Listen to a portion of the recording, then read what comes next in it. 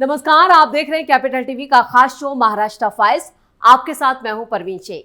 आपको बताएंगे अबू आजमी के खिलाफ क्यों सड़कों पर उतरे लोग, आजमी के बेटे पर पुलिस ने क्यों लिया एक्शन, विधानसभा में किससे भिड़ गए आदित्य ठाकरे और अबू आजमी पर क्या है एकनाथ शिंदे का बड़ा बयान, सीएम योगी पर क्या बोल गए संजय राउत। इसके अलावा जानेंगे कौन किसकी बढ़ा रहा है टेंशन, कौन किसे दे रहा है चुनौती। साथ ही आपको इन सभी खबरों से कराएंगे रूबरू। लेकिन तमाम बड़ी खबरों में आगे बढ़ने से पहले एक नजर डालते हैं महाराष्ट्र की टॉप हेडलाइंस पर। अबू आजमी पर सीएम देवेंद्र फडणवीस का तगड़ा एक्शन, बोले औरंगजेब के चहेते को 100% जाना होगा जेल, पुलिस ने लिया एक्शन। अबू आजमी के बेटे फरहान आजमी पर भी बड़ा एक्शन, पुलिस ने दर्ज की एफआईआर। महाराष्ट्र विधानसभा में आदित्य ठाकरे और मंत्री गुलाबराव पाटिल के बीच नोकझोंक, उद्धव का नाम लेने पर बिगड़ गई बात। एकनाथ शिंदे को विधानसभा में आया गुस्सा, बोले शिवाजी का जो करेगा अपमान उसे नहीं छोड़ा जाएगा। संजय राउत ने एक बार फिर सीएम योगी पर साधा निशाना, बोला उनके बारे में क्या ही कहूं। खबरों में सबसे पहले बात अबू आजमी पर पुलिस के एक्शन की। मुख्यमंत्री देवेंद्र फडणवीस ने विधान परिषद में कहा है कि मुगल शासक औरंगजेब की तारीफ करने पर महाराष्ट्र विधानसभा से निलंबित किए गए समाजवादी पार्टी के विधायक अबू आसिम आजमी को 100% जेल में डाला जाएगा। सत्ता पक्ष के सदस्यों ने कहा है कि औरंगजेब की तारीफ मराठा राजा छत्रपति शिवाजी महाराज और उनके बेटे छत्रपति संभाजी महाराज का अपमान है। बजट सत्र के समाप्त होने तक विधानसभा से निलंबित किए गए आजमी ने कार्रवाई का विरोध किया और कहा कि जब मैंने माफी मांग ली है तो उसके बावजूद मुझे सजा क्यों दी गई। बजट सत्र 26 मार्च को समाप्त होगा और इधर विपक्ष के नेता और शिवसेना यूबीटी के सदस्य अंबादास दानवे ने फडणवीस से पूछा कि आजमी को उनकी टिप्पणी के लिए जेल क्यों नहीं भेजा गया है अब तक। तो उन्होंने कहा है कि मुंबई के मानखुर्द शिवाजी नगर से विधायक आजमी को 100% जेल में डाला जाएगा। उद्धव ठाकरे का भी बयान इस पर सामने आया है। उन्होंने कहा है किसी को भी राष्ट्रीय नायकों के खिलाफ बोलने की हिम्मत नहीं करनी चाहिए और ये सरकार की जिम्मेदारी है कि उनके खिलाफ आपत्तिजनक टिप्पणी करने वालों के खिलाफ सख्त कार्रवाई की जाए, उन्हें परमानेंट विधानसभा से निलंबित किया जाना चाहिए। अबू आजमी ने कहा था कि औरंगजेब के शासनकाल में भारत की सीमा अफगानिस्तान और बर्मा तक फैली हुई थी। विधायक ने यह भी दावा किया था कि हमारी जीडीपी उस वक्त 24% थी और भारत को सोने की चिड़िया कहा जाता था।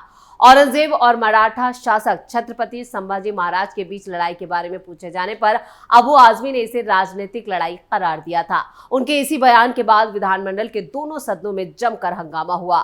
सत्ता पक्ष के सदस्यों ने उनके निलंबन और देशद्रोह का मामला दर्ज करने की मांग की। सीएम ने चेतावनी दी कि जो भी छत्रपति शिवाजी महाराज और छत्रपति संभाजी का अपमान करेगा उसे बख्शा नहीं जाएगा। सीएम के इसी बयान के बाद मुंबई पुलिस अबू आजमी से पूछताछ के लिए यहां पर तैयारी कर चुकी है और पूछताछ के बाद उनकी गिरफ्तारी तक हो सकती है। वहीं उनके खिलाफ सड़कों पर भी भारी बवाल मचा है। बीजेपी, शिंदे गुट और उद्धव ठाकरे ने आजमी को जल्द से जल्द जेल में डालने की मांग की है, जिससे आजमी पर गिरफ्तारी की तलवार लटक रही है।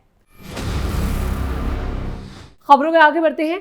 अबू आजमी को लेकर सपा प्रमुख अखिलेश यादव भी फंस गए हैं। उन पर आजमी को पार्टी से बाहर करने का दबाव बढ़ता जा रहा है। वहीं अबू आजमी के बेटे फरहान आजमी पर भी पुलिस का एक्शन हुआ है।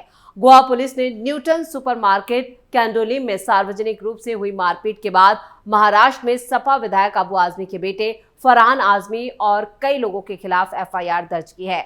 पुलिस ने फरहान को हिरासत में भी लिया था, जिसके बाद आजमी परिवार की दिक्कतें और ज्यादा बढ़ गई हैं। महाराष्ट्र में समाजवादी पार्टी के विधायक अबू आजमी और उनके बेटे अबू फरहान आजमी अलग अलग मामले में मुसीबत में घिरे हैं। अबू आजमी औरंगजेब को महान बताकर मुश्किलों में घिरे हैं, तो उनके बेटे गोवा के कुछ लोगों के साथ झगड़े को लेकर चर्चा में हैं। उनके खिलाफ एफआईआर भी दर्ज की गई है, जिस पर उन्होंने कहा है कि एक छोटी सी बात का बतंगड़ बना दिया गया। वो गोवा के खिलाफ नहीं है। फरहान का एक और भी बयान सामने आया। उन्होंने कहा कि गोवा उनके लिए घर से दूर दूसरा घर है। उन्हें ऐसे शख्स के रूप में ना देखा जाए जो गोवा के लोगों के खिलाफ हो। ये एक छोटी सी बात थी। मैं अपनी गाड़ी को बाईं ओर ले जाना चाहता था। मैंने इंडिकेटर दिया था, लेकिन कुछ लोगों ने मुझे धक्का दिया। मुझे अपशब्द कहे। ये घटना उस वक्त हुई जब वो बेटे के साथ गोवा में मौज मस्ती कर रहे थे। इस मामले में गोवा पुलिस ने फरहान और कई लोगों के खिलाफ एफआईआर दर्ज की है। आपको बता दें कि सोमवार रात गोवा में फरहान का एक बाइक सवार और उसके साथियों के साथ झगड़ा हो गया था। इसके अगले ही दिन उनके खिलाफ एफआईआर दर्ज हुई और इस घटना के सामने आने के बाद यहां पर उन्होंने कहा कि झगड़े के बाद वहां भीड़ जुट गई थी। मैंने पुलिस को फोन किया। फरहान पर आरोप लगाया कि उन्होंने हथियार लहराया। हालांकि इस आरोप को उन्होंने खारिज कर दिया है और उन्होंने कहा, मैं ऐसा इंसान नहीं हूं जो हथियार लहराए। पिछले 20 साल से मैं गोवा आ रहा हूं। मेरे लिए गोवा मेरे घर की तरह है। गोवा फले फूले और देश में पर्यटन की राजधानी बने, यही हमारी चाहत है। गोवा में जो कुछ हुआ उससे बहुत दुख हुआ है। गोवा के लोग मेरे मित्र हैं। खबरों में आगे बढ़ते हैं। बजट सत्र के तीसरे दिन विधानसभा में आदित्य ठाकरे और शिंदे गुट के नेता राज्य के जल आपूर्ति मंत्री गुलाबराव पाटिल के बीच नोकझोंक देखे गए। भूजल में नाइट्रेट के स्तर को नियंत्रित करने के लिए एक सवाल पर आदित्य ठाकरे ने कहा कि पहले मंत्री महोदय अध्ययन करके आए, जिस पर गुलाबराव पाटिल भड़क उठे। उन्होंने कहा कि तुम्हारे पिता यानी उद्धव ठाकरे ने भी यही विभाग मुझे दिया था, जिस पर आदित्य ठाकरे भड़क गए और अपनी कुर्सी से खड़े हो गए। दोनों के बीच बहस हो गई। तब विधानसभा अध्यक्ष राहुल नार्वेकर ने हस्तक्षेप करते हुए निर्देश दिया कि व्यक्तिगत टिप्पणी को कार्रवाई से हटा दिया जाए। विधानसभा में प्रश्नकाल के दौरान शरद पवार की पार्टी के विधायक रोहित पवार ने भी राज्य के 7 जिलों में भूजल में नाइट्रेट के स्तर को नियंत्रित करने के बाबत सवाल पूछा।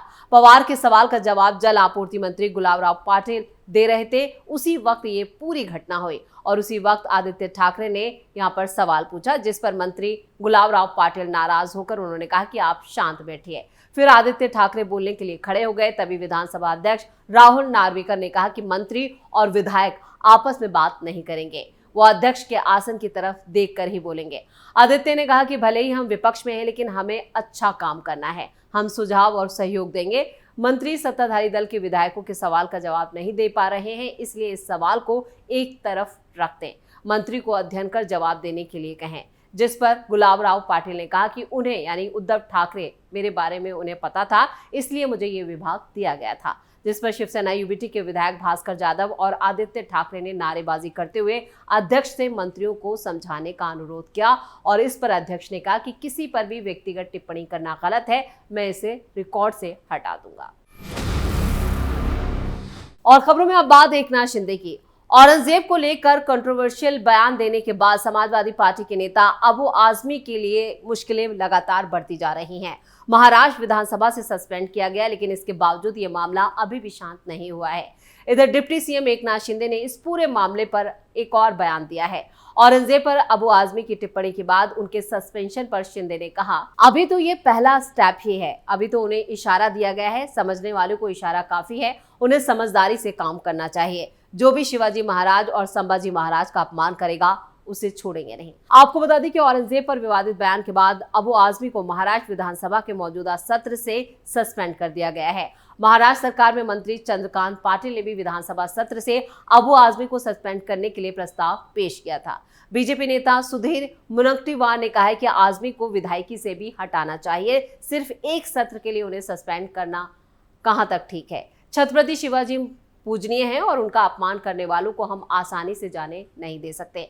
वहीं एकनाथ शिंदे ने यह भी कहा है कि अबू आजमी के खिलाफ पुलिस भी एक्शन लेने की तैयारी कर चुकी है, यानी एक बड़ा एक्शन जो है अबू आजमी के खिलाफ हो सकता है। और खबरों के आखिर में बात संजय राउत की। तमिलनाडु में भाषा को लेकर झगड़ा कोई नया नहीं है। अक्सर ऐसे आरोप लगाए जाते रहे कि उन पर हिंदी थोपी जा रही है। अब भाषा का ये मामला मुंबई तक पहुंच गया है। ठाणे में एक प्रेस कॉन्फ्रेंस के दौरान शिवसेना यूबीटी के नेता संजय राउत ने बीजेपी और आरएसएस को यहां पर लेकर एक बड़ा बयान दिया। उन्होंने बीजेपी के मार्गदर्शक, पॉलिसी मेकर और आरएसएस के नेता भैयाजी जोशी का जिक्र करते हुए चैलेंज किया, क्या ऐसी बातें आप लखनऊ में जाकर कह सकते हैं? आखिर संघ के सीनियर नेता ने कहा क्या था, चलिए वो भी हम आपको बता देते हैं, लेकिन उससे पहले राउत ने क्या कहा है वो आपको बताते हैं। उन्होंने कहा, वो भैया जी कल महाराष्ट्र की राजधानी मुंबई आए थे, यहाँ आकर ऐलान कर दिया कि महाराष्ट्र की राजधानी की भाषा मराठी नहीं है, मराठी नहीं हो सकती, यहाँ कोई भी आकर मराठी के बिना रह सकता है, काम कर सकता है। उद्धव के सीनियर नेता ने सवाल पूछते हुए कहा, क्या आपको भैया जी इस प्रकार का बयान देने का अधिकार किसने दिया? उन्होंने आगे तंज कसते हुए कहा, क्या आप कोलकाता में जाकर बोल सकते हैं कि कलकत्ता की भाषा बंगाली नहीं है?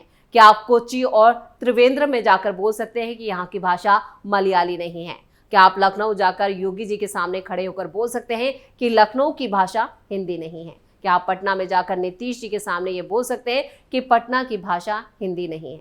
क्या आप चेन्नई में जाकर, इसी तरह उन्होंने कई और राज्यों का नाम लिया और कहा कि आप ये बोल सकते हैं कि तमिल तेलुगु नहीं है, क्या पंजाब में जाकर बोल सकते हैं कि यहाँ की भाषा पंजाबी नहीं है। संजय राउत यही नहीं रुके, उन्होंने ये भी कहा कि आप महाराष्ट्र में आकर बोल रहे हो, यही आपकी मंशा है, आप मुंबई को महाराष्ट्र से तोड़ना चाहते हो। यही मंशा फिर एक बार आपके मुंह से बाहर आई। हमने मराठी भाषा के लिए बलिदान दिया है, हमारे लोग शहीद हो गए, छत्रपति शिवाजी महाराज ने यह राज्य स्थापित किया, उनकी भाषा मराठी थी। आप देखिए इतिहास। उन्होंने सीएम और डिप्टी सीएम से इस बयान पर प्रस्ताव लाने की मांग की है। यानी इस मामले को भी तूल दिया जा रहा है। विपक्ष की तरफ से संजय राउत ने जिस तरह से इस पूरे मामले पर सवाल खड़े किए हैं, उससे ये साफ है कि ये मामला अभी और ज्यादा गर्म आएगा। इसी के साथ महाराष्ट्र फाइल्स में खबरों का सिलसिला यहीं खत्म करते हैं। बाकी खबरों के लिए आप जुड़े रहिए कैपिटल टीवी के साथ। वीडियो को लाइक करें, शेयर करें और कैपिटल टीवी को सब्सक्राइब जरूर करें। नमस्कार।